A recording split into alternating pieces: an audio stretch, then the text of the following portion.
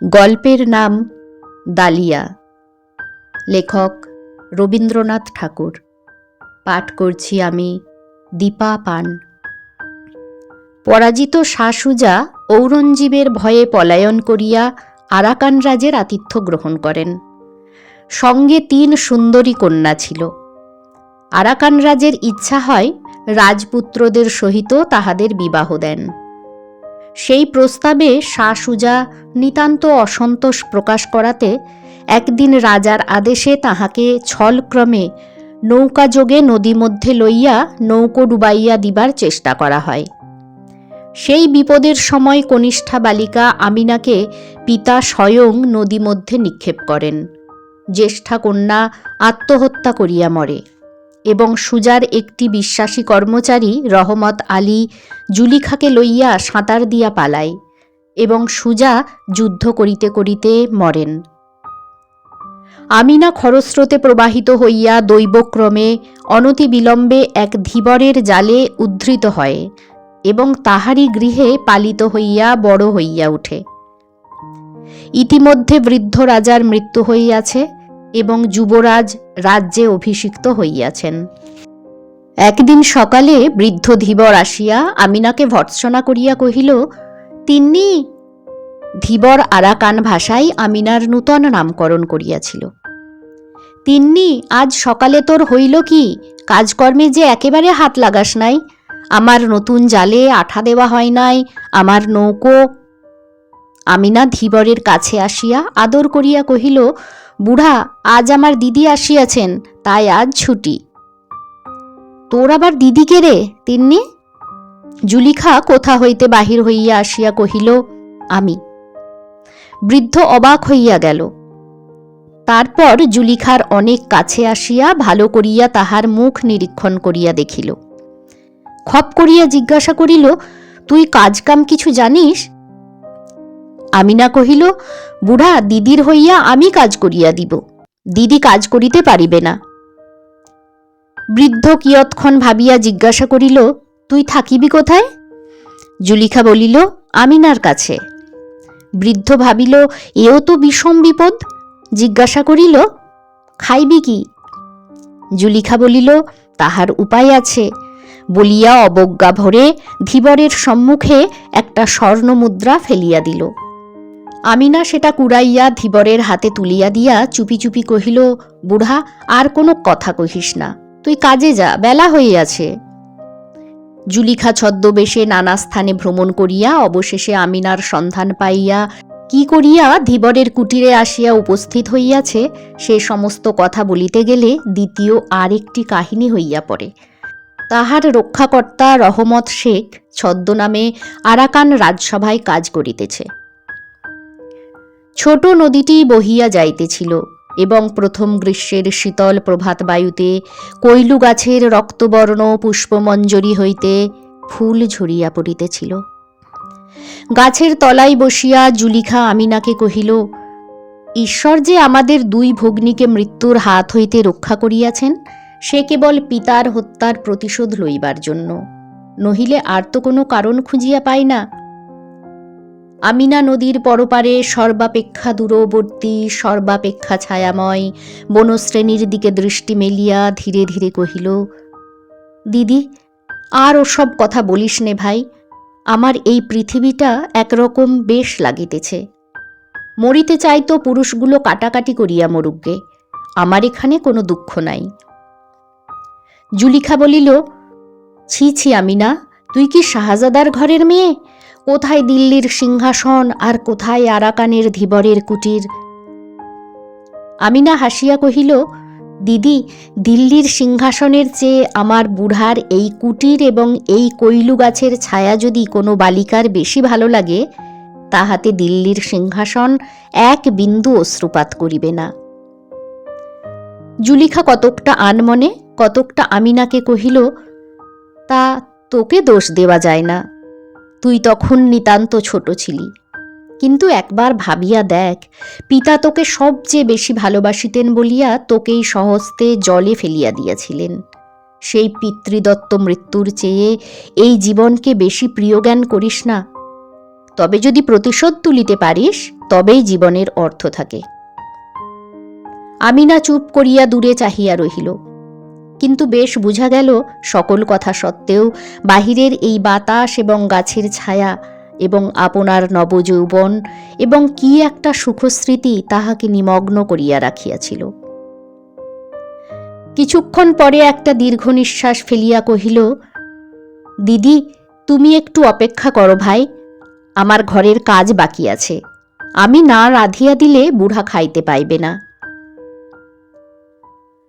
জুলিখা আমিনার অবস্থা চিন্তা করিয়া ভারী বিমর্ষ হইয়া চুপ করিয়া বসিয়া রহিল। এমন সময় হঠাৎ ধূপ করিয়া একটি লম্ফের শব্দ হইল এবং পশ্চাৎ হইতে কে একজন জুলিখার চোখ টিপিয়া ধরিল। জুলিখা ত্রস্ত হইয়া কহিল, কেও? স্বর শুনিয়া যুবক চোখ ছাড়িয়া দিয়া সম্মুখে আসিয়া দাঁড়াইল। জুলিখার মুখের দিকে চাহিয়া অম্লান বদনে কহিল, তুমি তো তিন্নি নও। যেন জুলিখা বরাবর আপনাকে তিন্নি বলিয়া চালাইবার চেষ্টা করিতেছিল। কেবল যুবকের অসামান্য তীক্ষ্ণ বুদ্ধির কাছে সমস্ত চাতুরী প্রকাশ হইয়া পড়িয়াছে। জুলিখা বসন সংবরণ করিয়া দৃপ্তভাবে উঠিয়া দাঁড়াইয়া দুই চক্ষে অগ্নিবাণ নিক্ষেপ করিল। জিজ্ঞাসা করিল, কে তুমি? যুবক কহিল, তুমি আমাকে চেনো না, তিন্নি জানে। তিন্নি কোথায়? তিন্নি গোলযোগ শুনিয়া বাহির হইয়া আসিল। জুলিখার রোষ এবং যুবকের হতবুদ্ধি বিস্মিত মুখ দেখিয়া আমিনা উচ্চস্বরে হাসিয়া উঠিল। কহিল, দিদি, ওর কথা তুমি কিছু মনে করিও না, ও কি মানুষ? ও একটা বনের মৃগ। যদি কিছু বেয়াদপি করিয়া থাকে আমি উহাকে শাসন করিয়া দিব। দালিয়া, তুমি কি করিয়াছিলে? যুবক তৎক্ষণাৎ কহিল, চোখ টিপিয়া ধরিয়াছিলাম। আমি মনে করিয়াছিলাম তিন্নি, কিন্তু ও তো তিন্নি নয়। তিন্নি সহসা দুঃসহ ক্রোধ প্রকাশ করিয়া উঠিয়া কহিল, ফের ছোট মুখে বড় কথা! কবে তুমি তিন্নির চোখ টিপিয়াছ? তোমার তো সাহস কম নয়। যুবক কহিল, চোখ টিপিতে তো খুব বেশি সাহসের দরকার করে না, বিশেষত পূর্বের অভ্যাস থাকিলে। কিন্তু সত্য বলিতেছি তিন্নি, আজ একটু ভয় পাইয়া গিয়াছিলাম। বলিয়া গোপনে জুলিখার প্রতি অঙ্গুলি নির্দেশ করিয়া আমিনার মুখের দিকে চাহিয়া নিঃশব্দে হাসিতে লাগিল। আমিনা কহিল, না, তুমি অতি বর্বর, শাহজাদির সম্মুখে দাঁড়াইবার যোগ্য নও। তোমাকে সহবত শিক্ষা দেওয়া আবশ্যক। দেখো, এমনি করিয়া সেলাম করো। বলিয়া আমিনা তাহার যৌবন মঞ্জরিত তনুলতা অতি মধুর ভঙ্গিতে নত করিয়া জুলিখাকে সেলাম করিল। যুবক বহু কষ্টে তাহার নিতান্ত অসম্পূর্ণ অনুকরণ করিল। বলিল, এমনি করিয়া 3 পা পিছু হটিয়া আইস। যুবক পিছু হটিয়া আসিল। আবার সেলাম করো। আবার সেলাম করিল। এমনি করিয়া পিছু হটাইয়া সেলাম করাইয়া আমিনা যুবককে কুটিরের দ্বারের কাছে লইয়া গেল। কহিল, ঘরে প্রবেশ করো। যুবক ঘরে প্রবেশ করিল। আমিনা বাহির হইতে ঘরের দ্বার রুদ্ধ করিয়া দিয়া কহিল, একটু ঘরের কাজ করো, আগুনটা জ্বালাইয়া রাখো। বলিয়া দিদির পাশে আসিয়া বসিল। কহিল, দিদি, রাগ করিস নে ভাই, এখানকার মানুষগুলো এই রকমের, হাড় জ্বালাতন হইয়া গেছে। কিন্তু আমিনার মুখে কিংবা ব্যবহারে তাহার লক্ষণ কিছু প্রকাশ পায় না, বরং অনেক বিষয়ে এখানকার মানুষের প্রতি তাহার কিছু অন্যায় পক্ষপাত দেখা যায়। জুলিখা যথাসাধ্য রাগ প্রকাশ করিয়া কহিল, বাস্তবিক আমিনা, তোর ব্যবহারে আমি আশ্চর্য হইয়া গেছি। একজন বাহিরের যুবক আসিয়া তোকে স্পর্শ করিতে পারে, এত বড় তাহার সাহস! আমিনা দিদির সহিত যোগ দিয়া কহিল, দেখ দেখি বোন, যদি কোনো বাদশাহ কিংবা নবাবের ছেলে এমন ব্যবহার করিত তবে তাহাকে অপমান করিয়া দূর করিয়া দিতাম। জুলিখার ভিতরের হাসি আর বাধা মানিল না। হাসিয়া উঠিয়া কহিল, সত্য করিয়া বল দেখি আমিনা, তুই যে বলিতেছিলি পৃথিবীটা তোর বড় ভালো লাগিতেছে, সে কি ওই বর্বর যুবকটার জন্য? আমিনা কহিল, তা সত্য কথা বলি দিদি, ও আমার অনেক উপকার করে। ফুলটা ফলটা পারিয়া দেয়, শিকার করিয়া আনে, একটা কিছু কাজ করিতে ডাকিলে ছুটিয়া আসে। অনেকবার মনে করি উহাকে শাসন করিব, কিন্তু সে চেষ্টা বৃথা। যদি খুব চোখ রাঙাইয়া বলি, দালিয়া, তোমার প্রতি আমি ভারী অসন্তুষ্ট হইয়াছি, দালিয়া মুখের দিকে চাহিয়া পরম কৌতুকে নিঃশব্দে হাসিতে থাকে। এদের দেশে পরিহাস বোধ করি এই রকম, দুঘা মারিলে ভারী খুশি হইয়া ওঠে, তাহাও পরীক্ষা করিয়া দেখিয়াছি। এই দেখ না, ঘরে পুরিয়াছি, বড় আনন্দে আছে, দ্বার খুলিলেই দেখিতে পাইবি মুখ চক্ষু লাল করিয়া মনের সুখে আগুনে ফুঁ দিতেছে। ইহাকে লইয়া কি করি বলতো বোন, আমি তো আর পারিয়া উঠি না। জুলিখা কহিল, আমি চেষ্টা দেখিতে পারি। আমিনা হাসিয়া মিনতি করিয়া বলিল, তোর দুটি পায়ে পড়ি বোন, ওকে আর তুই কিছু বলিস না। এমন করিয়া বলিল যেন ওই যুবকটি আমিনার একটি বড় সাধের পোষা হরিণ, এখনো তাহার বন্য স্বভাব দূর হয় নাই, পাছে অন্য কোনো মানুষ দেখিলে ভয় পাইয়া নিরুদ্দেশ হয়, এমন আশঙ্কা আছে। এমন সময় ধীবর আসিয়া কহিল, আজ দালিয়া আসে নাই তিন্নি? আসিয়াছে। কোথায় গেল? সে বড় উপদ্রব করিতেছিল, তাই তাহাকে ওই ঘরে পুরিয়া রাখিয়াছি। বৃদ্ধ কিছু চিন্তান্বিত হইয়া কহিল, যদি বিরক্ত করে সহিয়া থাকিস, অল্প বয়সে অমন সকলেই দুরন্ত হইয়া থাকে, বেশি শাসন করিস না। দালিয়া কাল এক থলু দিয়া আমার কাছে 3টি মাছ লইয়াছিল। আমিনা কহিল, ভাবনা নাই বুড়া, আজ আমি তাহার কাছে 2 থলু আদায় করিয়া দিব, একটিও মাছ দিতে হইবে না। বৃদ্ধ তাহার পালিত কন্যার এত অল্প বয়সে এমন চাতুরী এবং বিষয়বুদ্ধি দেখিয়া পরম প্রীত হইয়া তাহার মাথায় সস্নেহে হাত বুলাইয়া চলিয়া গেল। আশ্চর্য এই, দালিয়ার আসা যাওয়া সম্বন্ধে জুলিখার ক্রমে আর আপত্তি রহিল না। ভাবিয়া দেখিলে ইহাতে আশ্চর্য নাই, কারণ নদীর যেমন একদিকে স্রোত আর একদিকে কূল, রমণীর সেইরূপ হৃদয়াবেগ এবং লোকলজ্জা। কিন্তু সভ্য সমাজের বাহিরে আরাকানের প্রান্তে এখানে লোক কোথায়? এখানে কেবল ঋতু পর্যায়ে তরু মুঞ্জরিত হইতেছে এবং সম্মুখে নীলা নদী বর্ষায় স্ফীত, শরতে স্বচ্ছ এবং গ্রীষ্মে ক্ষীণ হইতেছে। পাখির উচ্ছ্বসিত কণ্ঠস্বরে সমালোচনার লেশ মাত্র নাই, এবং দক্ষিণ বায়ু মাঝে মাঝে পরপারের গ্রাম হইতে মানব চক্রের গুঞ্জনধ্বনি বহিয়া আনে, কিন্তু কানাকানি আনে না।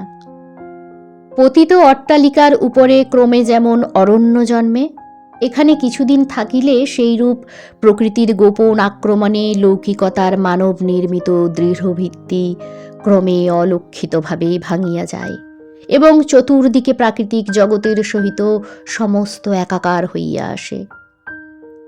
2টি সমযোগ্য নরনারীর মিলন দৃশ্য দেখিতে রমণীর যেমন সুন্দর লাগে, এমন আর কিছু নয়।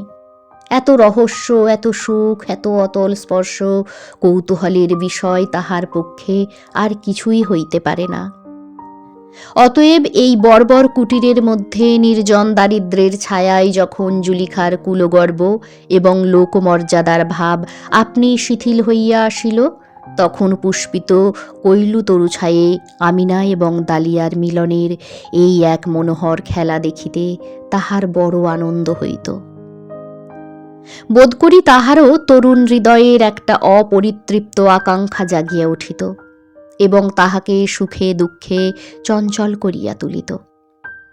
অবশেষে এমন হইল, কোনোদিন যুবকের আসিতে বিলম্ব হইলে আমিনা যেমন উৎকণ্ঠিত হইয়া থাকিত, জুলিখাও তেমনি আগ্রহের সহিত প্রতীক্ষা করিত, এবং উভয়ে একত্র হইলে চিত্রকর নিজের সদ্য সমাপ্ত ছবি ঈষৎ দূর হইতে যেমন করিয়া দেখে, তেমনি করিয়া সস্নেহে সহাস্যে নিরীক্ষণ করিয়া দেখিত।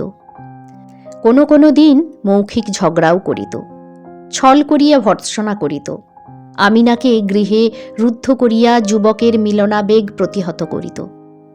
সম্রাট এবং অরণ্যের মধ্যে একটা সাদৃশ্য আছে। উভয়ে স্বাধীন, উভয়েই স্বরাজ্যের একাধিপতি, উভয়কেই কাহারও নিয়ম মানিয়া চলিতে হয় না। উভয়ের মধ্যেই প্রকৃতির একটা স্বাভাবিক বৃহত্ব এবং সরলতা আছে। যাহারা মাঝারি, যাহারা দিন রাত্রি লোকশাস্ত্রের অক্ষর মিলাইয়া জীবনযাপন করে, তাহারাই কিছু স্বতন্ত্র গোছের হয়। তাহারাই বড়োর কাছে দাস, ছোটর কাছে প্রভু এবং অস্থানে নিতান্ত কিংকর্তব্য বিমূঢ় হইয়া দাঁড়ায়। বর্বর দালিয়া প্রকৃতি সম্রাজ্ঞীর উচ্ছৃঙ্খল ছেলে। শাহজাদির কাছে কোনো সংকোচ ছিল না এবং শাহজাদিরাও তাহাকে সমকক্ষ লোক বলিয়া চিনিতে পারিত। সহাস্য, সরল, কৌতুকপ্রিয়, সকল অবস্থাতেই নির্ভীক, অসংকুচিত, তাহার চরিত্রে দারিদ্র্যের কোনো লক্ষণই ছিল না। কিন্তু এই সকল খেলার মধ্যে একবার জুলিখার হৃদয়টা হায় হায় করিয়া উঠিত। ভাবিত, সম্রাট পুত্রীর জীবনে এই কি পরিণাম। একদিন প্রাতে দালিয়া আসিবা মাত্র জুলিখা তাহার হাত চাপিয়া কহিল, দালিয়া, এখানকার রাজাকে দেখাইয়া দিতে পারো? পারি, কেন বলো দেখি? আমার একটা ছোড়া আছে, তাহার বুকের মধ্যে বসাইতে চাহি।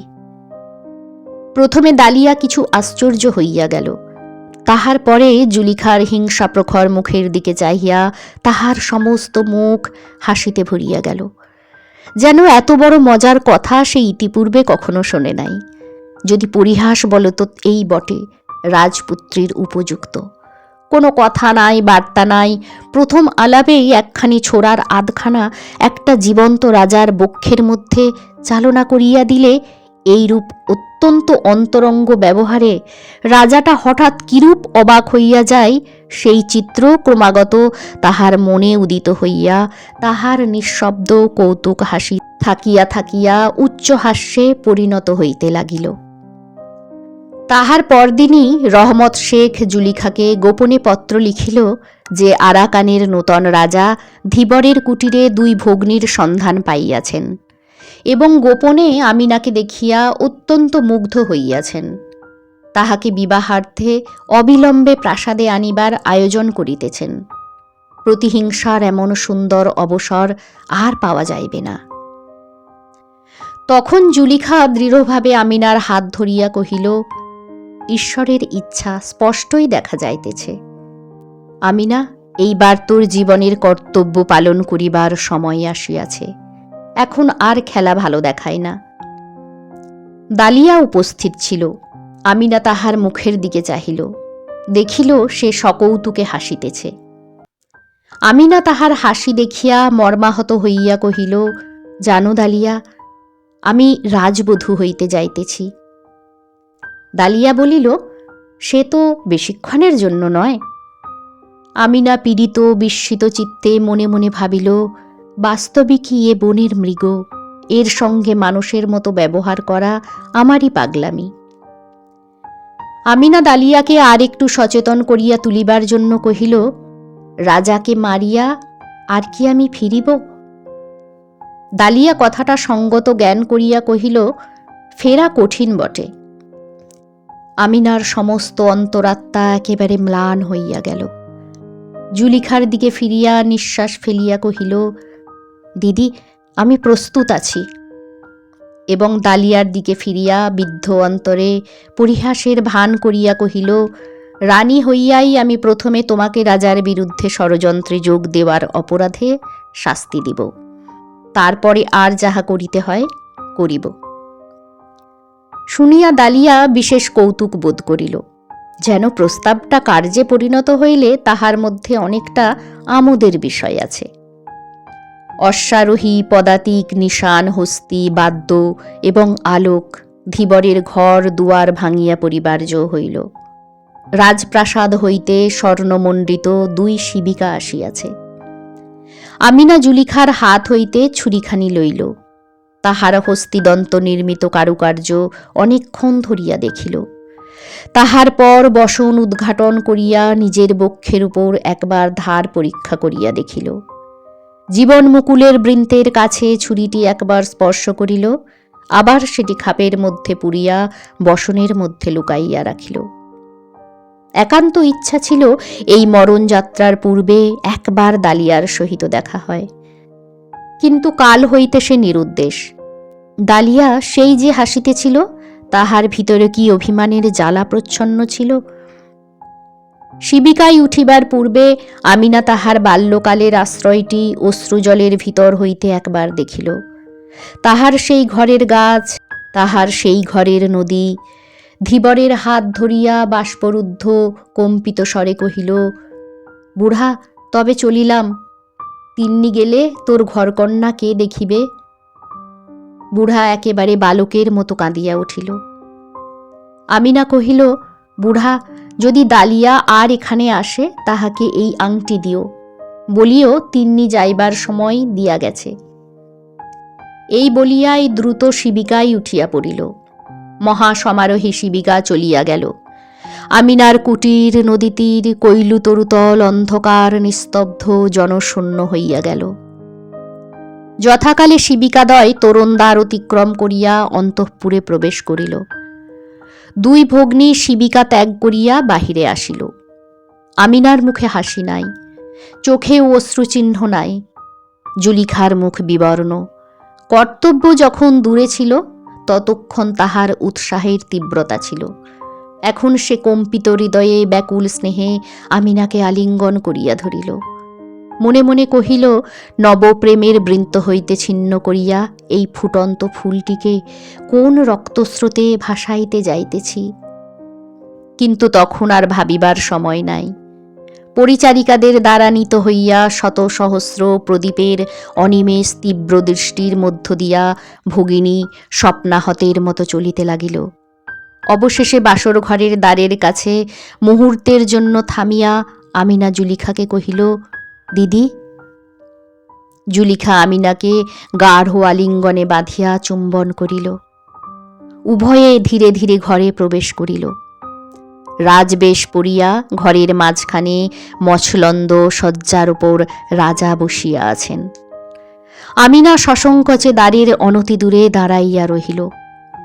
জুলিখা অগ্রসর হইয়া রাজার নিকটবর্তী হইয়া দেখিল রাজা নিঃশব্দে সকৌতুকে হাসিতেছেন। জুলিখা বলিয়া উঠিল, ডালিয়া। আমিনা মূর্ছিত হইয়া পড়িল। ডালিয়া উঠিয়া তাহাকে আহত পাখিটির মতো কোলে করিয়া তুলিয়া শয্যায় লইয়া গেল। আমিনা সচেতন হইয়া বুকের মধ্য হইতে ছুরিটি বাহির করিয়া দিদির মুখের দিকে চাহিল। দিদি ডালিয়ার মুখের দিকে চাহিল। ডালিয়া চুপ করিয়া হাস্যমুখে উভয়ের প্রতি চাহিয়া রহিল। ছুরিও তাহার খাপের মধ্য হইতে একটুখানি মুখ বাহির করিয়া এই রঙ্গ দেখিয়া ঝিকমিক করিয়া হাসিতে লাগিল।